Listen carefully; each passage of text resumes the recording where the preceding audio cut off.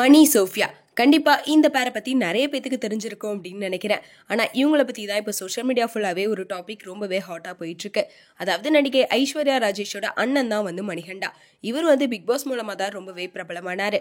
அதுக்கப்புறம் சோஃபியா அப்படின்றவங்கள காதலிச்சு கல்யாணம் பண்ணிக்கிட்டாரு. இவங்க ரெண்டு பேரும் சேர்ந்து மிஸ்டர் அண்ட் மிஸ்ஸஸ் சின்னத்திரை அப்படின்ற ஒரு ஷோல பார்ட்டிசிபேட் பண்ணியிருந்தாங்க. ஆனா சில காரணங்களால இந்த ஷோ விட்டு விலகிட்டாங்க. அது மட்டும் இல்லாம இந்த பேருக்குன்னு சொல்லி ஒரு தனி ஃபேன் பேஸே இருக்கு அப்படின்னு சொல்லலாம். ஏன்னா அந்த ஷோல பார்த்த எல்லாருமே செம்ம கியூட்டா இருக்காங்களே, எப்படியெல்லாம் லவ் பண்றாங்கப்பா அப்படின்னு சொல்லி இவங்களை பத்தி நிறைய பேர் சோஷியல் மீடியால பேசிட்டு இருந்தாங்க. அப்புறம் இவங்க ரெண்டு பேத்துக்கு ஒரு பையனுமே இருக்காங்க. இந்த நேரத்துல கொஞ்ச நாளாவே என்னாச்சுன்னு தெரியல, இவங்க ரெண்டு பேத்துக்கும் டைவர்ஸ் ஆயிடுச்சு, ரெண்டு பேரும் பிரிஞ்சு வாழ்றாங்க அப்படின்ற மாதிரி சில நியூஸ் சோஷியல் மீடியால ஸ்ப்ரெட் ஆயிட்டு இருந்துச்சு.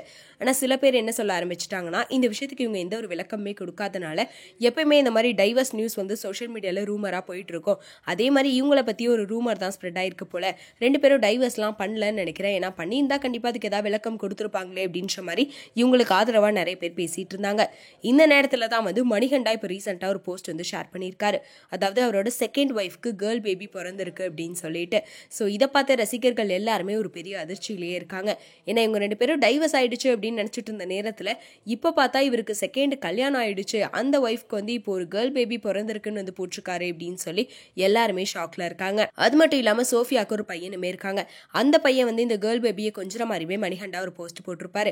இதுல இருந்தே அப்போ சோஃபியா கூட அந்த பையன் இல்ல போல, இவங்க ரெண்டு பேரும் பிரிஞ்சுட்டாங்க, அதுக்கப்புறமா அந்த பையன் மணிகண்டா கூட தான் இருக்காங்க அப்படின்னு சொல்லி சோஃபியாக்கு இதனால நிறைய பேர் ஆறுதலுமே தெரிவிச்சிட்டு இருக்காங்க. ஆனா மணிகண்டா இப்படி ஒரு போஸ்டர் ஷேர் பண்ணதுக்கு அப்புறமா அதுக்கு சோஃபியா உடனே ரியாக்ட் பண்ணியிருக்காங்க.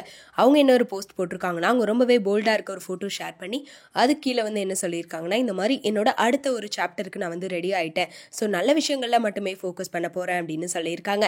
இதை பார்த்த நிறைய பேர் அப்ப ரெண்டு பேருமே மியூச்சுவலா தான் பிரிஞ்சிருக்காங்க போல. ஆனா ரெண்டு பேருமே அவங்களோட லைஃபை பார்க்க ஆரம்பிச்சுட்டாங்க. மணிகண்டா இப்போ ஒரு ஜிம்மே ஸ்டார்ட் பண்ணியிருக்காரு. சோஃபியாவுமே நிறைய சீரியல்ஸ் எல்லாமே பண்ணிட்டு இருக்காங்க.